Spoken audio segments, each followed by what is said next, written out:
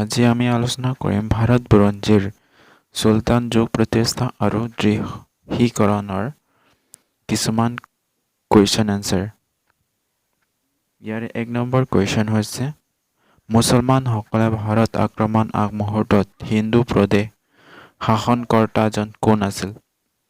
উত্তৰ হ'ব দাহিৰ।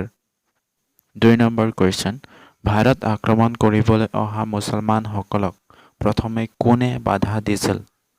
উত্তৰ হ'ব দাহিৰে মুছলমানসকলক বাধা দিছিল।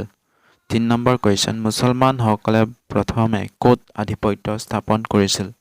উত্তৰ হ'ব হিন্দু প্ৰদেশত।